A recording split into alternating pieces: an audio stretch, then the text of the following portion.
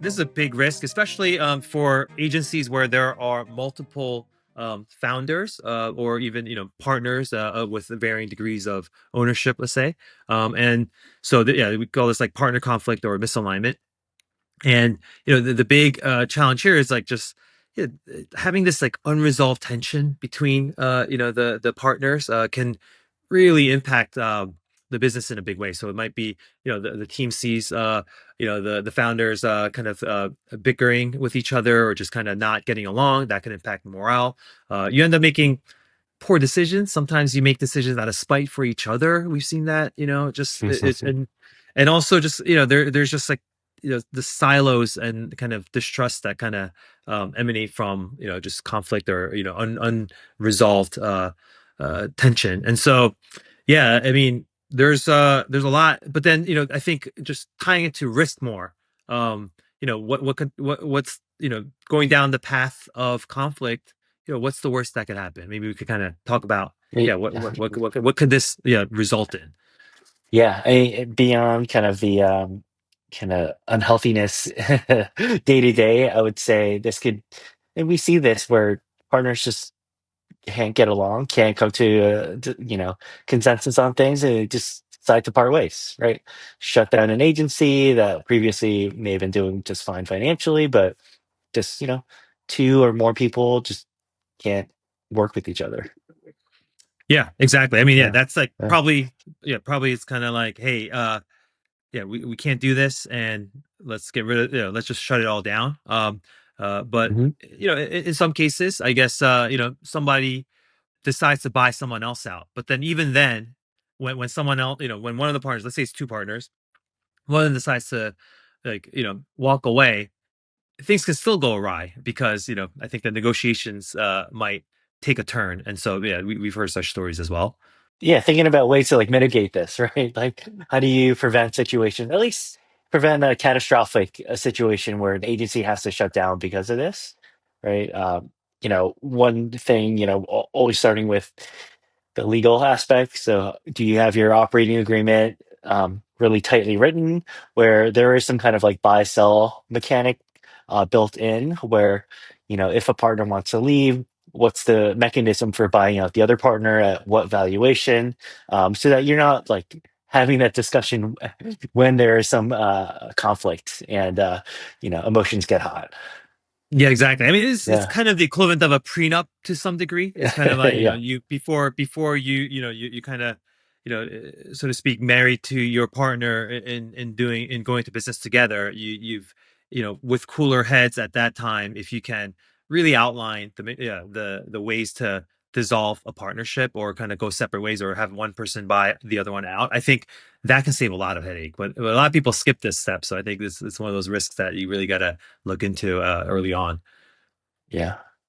Yeah, other things kind of come down to communication, just like making sure that you're touching base with your partners on a regular basis and really aligning on like, are we all marching towards the same vision? Are we all in it for the same, reasons? And yeah, it's just ongoing constant communication that isn't necessarily just about the work, Yeah. about the clients or the employees. Like it's about more, higher level. Yeah, definitely. I mean, I can't, like believe sometimes there are many, partners who don't communicate on a regular basis. And this is why like frameworks like EOS are popular because it kind of installs and brings kind of systematizes the ongoing communication. And I think a lot of the Hmm. health of these relationships deteriorate because they just don't talk to each other enough and don't sync up often. And so I think it's so critical. Yeah, I think like luckily like you and I have been able to talk every day and not get sick of each other. And I think a big part of just like managing through and being aligned is the ongoing communication. Cool. Another area is just thinking about role definition, especially when multiple partners. Just it's That's good. what are strengths or focus areas? That here's the aspect that you're handling. Here's the aspect that I'm handling. Obviously, there's going to be some overlap, but as long as there's a clear kind of you know role definition there, I think that's important. Yeah, role definition. I mean, compensation is the other part. Yeah, just making sure like everyone feels good about what they're getting paid, like I mean, sometimes I think a lot of partners default to just equal pay regardless. But then I think sometimes, for whatever reason, resentments could creep up when Yeah. one partner feels like they should be paid more. Just having those tough conversations and like like just working through it, because and sometimes people have to set aside their egos and really kind of think about the greater good and the long term plan for these things. Yeah, sounds good. Yeah, and kind of final, yeah, thinking about mediation. We in the last one we mentioned like having a coach or mentors. Like if things do go down this path, just having a third party to help facilitate discussion. Yeah, But it's no yeah, different hopefully than you couples don't get there. therapy. Yeah, Yeah, yeah. yeah. No, so it's kind of like, yeah, can you get a counselor or therapist for your business partnership? All right. Yeah, I'll tackle the next big bucket is key person dependency. So this is where the company has a heavy reliance on a single person or a few key people for core functions in the business. So sales, delivery operations.